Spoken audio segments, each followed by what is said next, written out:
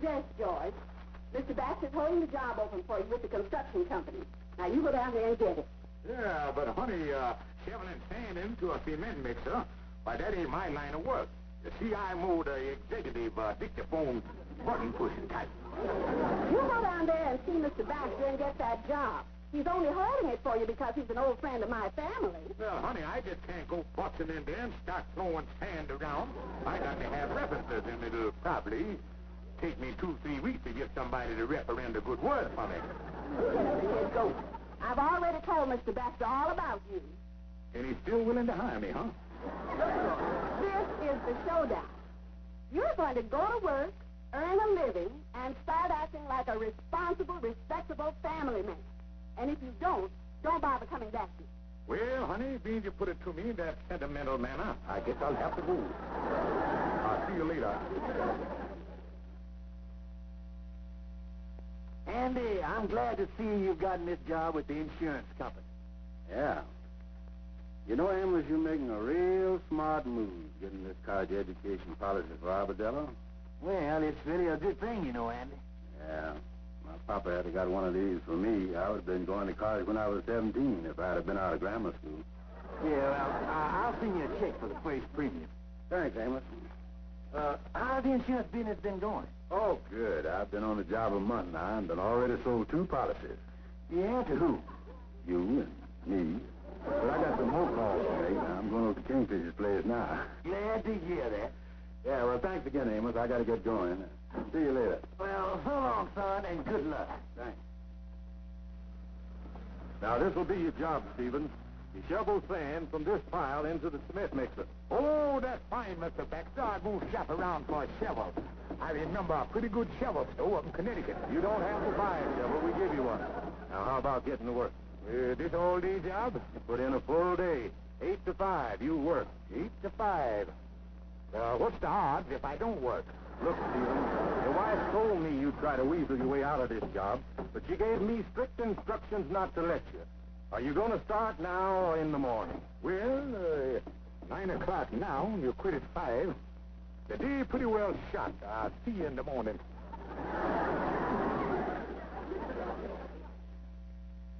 Don't look so glum, George. You'll like your job after you get started. That's what I'm afraid, honey. I'm afraid I get to like the job so well and stay there year after year and never leave. First thing you know, I in a rut. And that ain't good for a man. George, you won't be there long. You'll move on to a better job. Well, then it seems silly to get settled in this and then have to leave right away again. Why not wait until a better job show up? Whether you like it or not, you're going to work and be a respectable family man. This reminds me, I got a surprise for you. What's the surprise? Andy's coming over, and you're going to buy a life insurance policy from him. A life insurance policy? Yes. That's just in case something happens to you. This is just part of my plan to make you a good provider. Well, honey, it's a good idea, but I just don't have the money for the premium. I thought about that. You can pay the premium out of your first week's salary. After all, it's for the future. You mean I shovel sand in that cement mixer all week to get money to give to Andy so you can collect when I... The only future in that don't include me. Oh, that's the end now. Excuse me. Hello, Sapphire. It's Brown from Crown with the best policy in town. Come in. Thanks. Hi, Kingfish. Hi, Tricks. I don't know. I ain't done none lately. I'll leave you two boys alone to talk business. Well, Kingfish, I got all the papers for your insurance. Andy, you just wasting your time. I ain't got the money for to pay the premium. I'll pay it. Old amplifier here. You picked the worst day of my life to come around. Sapphire making me take a job. And I starts tomorrow morning heaving sand all day. Oh, cheer up, Kingfish. Just sign the application, and we goes right down to the doctor for the physical examination. Now, look here, Andy. Sign the application. Sign the application. Get a job. Andy, I sitting in the electric chair, and Sapphire standing right beside the warden, yelling contact. Well, Mr. Stevens, there's just one more thing we want to find out. I get poked and prodded, blood pressurized, Now what? Well, if you'll just step over here on the scale. I want to find out how much you weigh. Yeah, work like a horse and get weighed in like a jockey. 104 pounds. You're a little heavy. You must have a pretty good appetite. Oh, yeah, everything I eat go right to my stomach. Well, your general health's pretty good, Mr. Stevens, but you are a little overweight. Now, before I can pass you for insurance, you're going to have to go on a diet. Take off about 25 pounds. Go on a diet, huh? Yes, no bread, no sweets, no potatoes. I have a diet I prescribe for my patients. Yeah, breakfast. Small piece of dried toast. 1 sliced fig, 2 tablespoons full of yogurt. How long I got to live on this? Oh, about 3 weeks should do the trick. 3 weeks? I don't know if I can do it. Well, it's up to you. Say I have to catch a train. If you get on your hat and coat, I'll talk to Mr. Brown on my way out.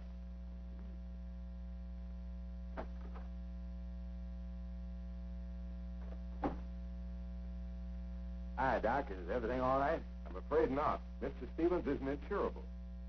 Ain't insurable. It's too bad he didn't come to me sooner. Sooner?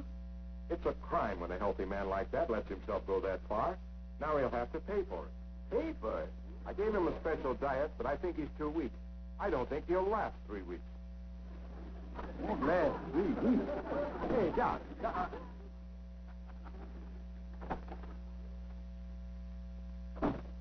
Well, Andy, did Doc tell you the news? Yeah. Kingfish, I can't believe it. Well, Andy, I guess it's my own fault. I lived it up too much and it done caught up with me. Don't give up so easy, Kingfish. Ain't no use, Andy. I don't think I'll last the 3 weeks. Now, don't believe what that doctor say. I know lots of fellas been told they only had a couple of weeks to live and they're still kicking around. Live? What are you talking about? Oh, don't try to make no secret of it, Kingfish. The doctor told me when he went out that he didn't think you'd last 3 weeks. Did the doctor say what's wrong with me? No, he just said you couldn't be insured. What is it, Kingfish? Andy, I'd rather not say. Did you do anything? Oh, yeah, Andy. I have an attack. Andy, don't say nothing about it to Sapphire. She expects me to go on that job in the morning, and I don't want to let her down. Kingfish, you can't go to work when you only got 3 weeks to live. Andy, I hadn't thought of that. I work 3 weeks, and it pays off once a month, and I missed the paycheck by 1 week. Oh, the disappointment of it all. Come on, Kingfish, I'll take you home. Yeah, Andy. Give me your arm. No, Andy. I got to conserve my strength. Carry me, Andy. All right,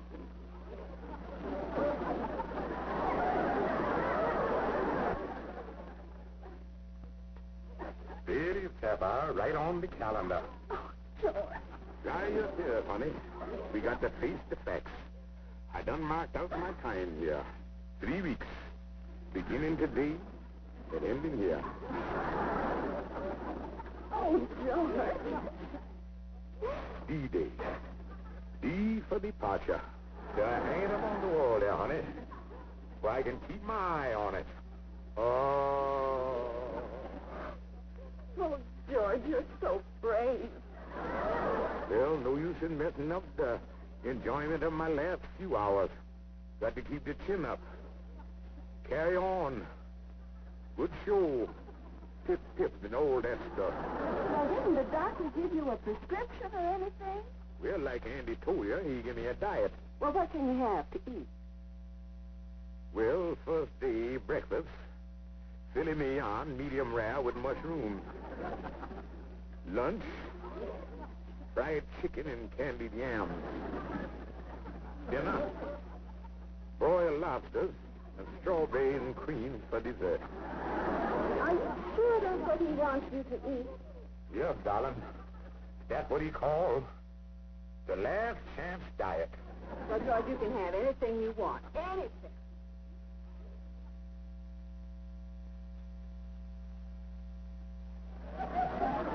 There you are, George. Did you enjoy that? That was very good, honey. But the next time, put a little more wild rice on the squab. Anything else I can get? Honey, I just laying here thinking. I'd like to have a television set in here so I could look at it while I fading away. Well, I'd like to get you one, George, but I just don't have the money. Oh, that must be Andy. Let him in, honey.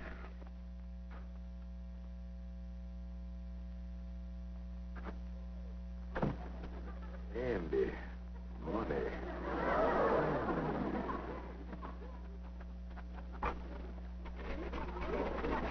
Go right in, Andy.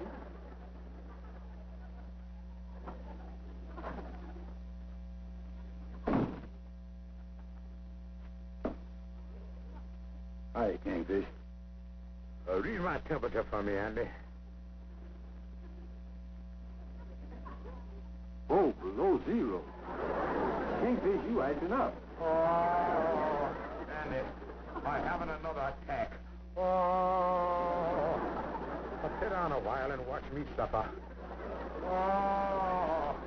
Oh, they're getting worse.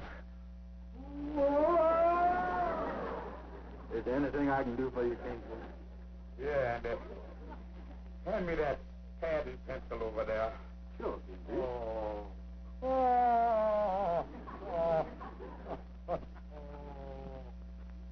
There he is, Kingfish. Thank you, Andy. I want you to write something down for me. My last will and testimonial. Kingfish. To whom it may concern, I, George Stevens, being sound of mind and lately deceased, bequest and donate my estate. Party of first part, hereafter known as Andrew H. Brown. Oh, Kingfish. I give and hand over my solid gold-plated railroad type watch, easy worth $500, to the aforesaid Andrew H. Brown, my good friend and bosom companion. Oh, Kingfish.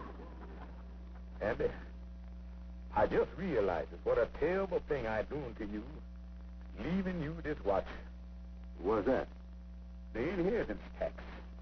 Andy, if I inherit this watch to you, the government gonna bracket you with a 50% inheritance tax on this $500 watch. And that's $250. $250? Andy, I can't do this to you. I want you to have the watch. I'll tell you what I do. Then we get around the inheritance tax this way. I sell you the watch now for $150, and that saves you $100 in the hereafter. Kingfish, I don't really need no watch right now, and Andy, I having another attack. Andy, you better act now and save yourself $100.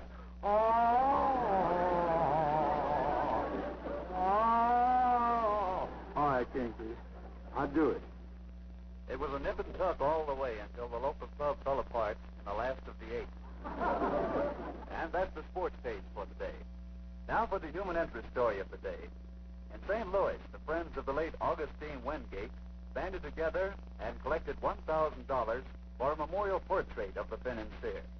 An artist has been commissioned to do the painting, which will be unveiled on the occasion of a... $1,000 memorial painting.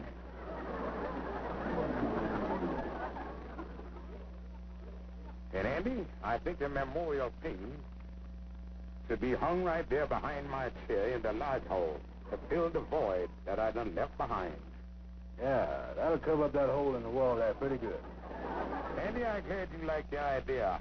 That's the reason why I appoint you a chairman of the George Stevens Memorial Picture Painting Collecting Committee. I'd rather not. Andy, I done that because I want to go down in your memory as a kind and generous man. And that's the way the picture gonna show me, my smiling countenance, etched indelicately in oil, and hanging in the large room as an inspiration for the other large brothers to carry on. Well, they carry on pretty good whether you there or not. How much has I got to collect for this oil paint picture? $1,000. 1,000. Well, Andy, that's pretty reasonable. Now, if you went out and had a picture painted by Rembrandt or Pistachio or one of them fellas, it would probably cost you $100,000 or $200,000. Yeah, but they did. Andy, that's just the point. The fella I got in mind to paint this picture is about to go down in prosperity. So he's willing to cut rate the price while he's still here. But Kingfish, now listen. Oh. All right, I'll do my best. Well, Mr. Calhoun, you're in pretty good shape. Oh, thank you, Doctor. I'm so glad to hear that. Thanks. Now, Mr. Brown's selling quite a bit of insurance. You're the fifth prospect I've examined for it. Well, you see, Doctor, I didn't want the same thing to happen to me like what happened to the Kingfish. Kingfish? Yeah, you remember. George Stevens. He's a heavy-set, bald-headed fella. The same fella you said he didn't have but 3 weeks to live. 3 weeks to live. Yeah, 3 weeks to live, poor boy, and his time's up tomorrow. You must have your story wrong. I put him on a diet for 3 weeks to take some weight off. Doctor, you know who I'm talking about, don't you? Yes? And ain't nothing wrong with him? No, of course not. A little overweight. Is he still following his diet? I didn't think he'd last 3 weeks on it. Last 3 weeks on a diet. So that's what it is. And I chipped in. I've been chunked. Excuse me, Doctor. I gotta get this way.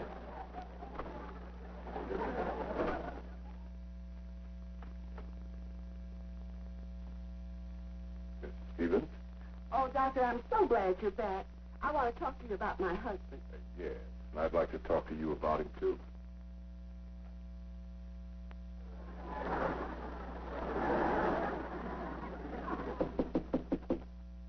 Who's that?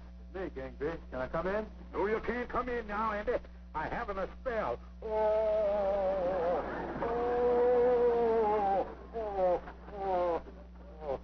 All right, Andy. You can come in now. Hello, Kingfish. Oh, Andy. I knocked on the outside door and there's nobody answers, so I come right in. That's okay, Andy. How the collection coming? Oh, yeah. Well, all I could raise was $31.22. Well, Andy, the artist was expecting a little more than this. Well, I did the best I could. But here's the picture. You can hang it up in the large hall. Pretty good likeness, huh? Looks like a map of the subway system. Who did this? Me. But you said you was going to have an artist to paint this and go down in prosperity. Well, Andy, after tomorrow, I won't be prospering around here no more. Not Kingfish? Oh, Andy, the sands of time is drizzling out on me. Look at the calendar there. And I know you can't be angry with a man who's facing D-Day. Yeah, I guess not. Oh, I got something down in the car that the Lodge brothers sent you. Sapphire ain't here. It'd be all right if I leave you alone for a minute? Andy ain't got a thing to worry about until tomorrow.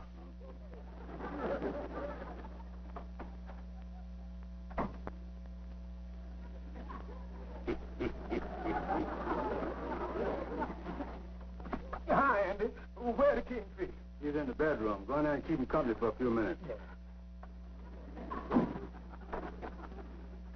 Kingfish? You give me back my $3. Oh, what $3? The $3 I kicked in on that memorial picture, that's worth $3. It's in safe hands. Kingfish, I don't want to hear no talk about no safe hands. I want to feel my money in my hands. I just come from the doctor's office and he said you ain't sick at all. Oh? Kingfish, you is dirty, that's what you is. You not only gypped your honest friend, you is now gypping me. Al Duncan Kingfish, I'm going to tell everybody what you done, and you really going to be sick. Now, wait a minute, Calhoun. I'm just as glad as you is that the doctor made a mistake and I ain't sick. Kingfish, you give me back my $3. Calhoun, let me be the first to return it to you. Here he is, son. Yeah, that's better. Around here getting people out their money. And another thing, Kingfish, I just thought of something. You've been telling everybody that tomorrow's D-Day. Now, what's going to happen when D-Day comes and you ain't D? Oh, well, I'll think it's something. You better.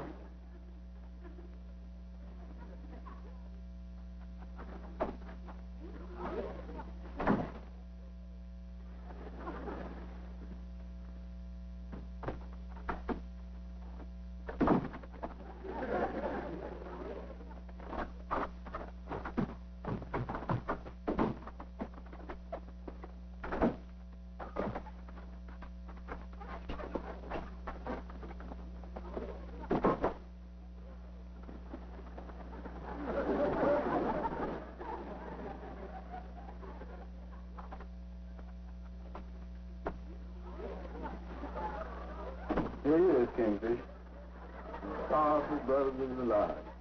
Bon voyage, wherever you're going. Thank you, Andy. Oh, that's all right, Kingfish.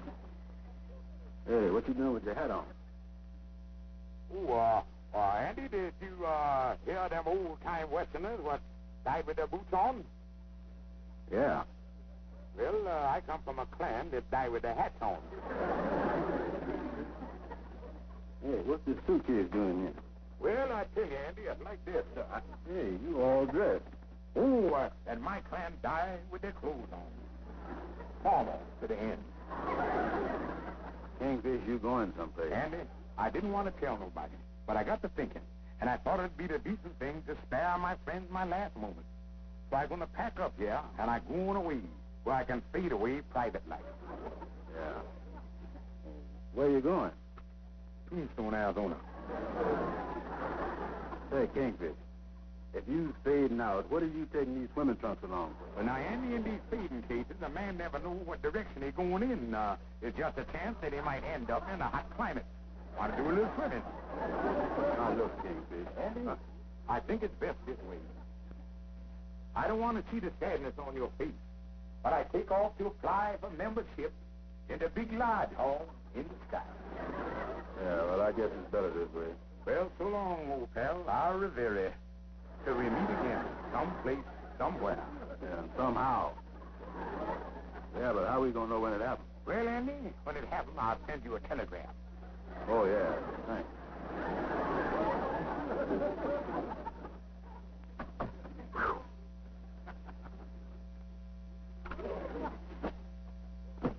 Oh, George!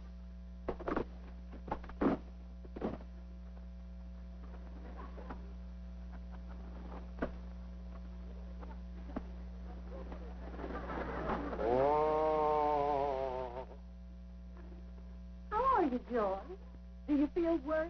Oh, much worse. Oh. Well, George, there must be something we can do for you. Let me call the doctor. Oh, no. Don't call the doctor. Then nothing can be done. Any use putting him to that trouble. It's no trouble, you big phony. He's right here. Doctor? Doctor? Here's that big faker. You just did this to keep from taking that job. Now, Sapphire, Just baby. a moment, Mr. Stevens. Your husband is in serious condition. Really? What's wrong with him? Look at his vest. What has he been eating lately? Lobster, strawberries and cream, baked Alaska, pastry.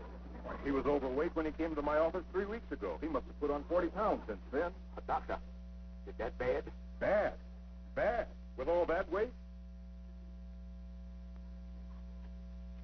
Doctor, what'll I do? Can't you do something for me? Well, yes, I think I have just a prescription for you.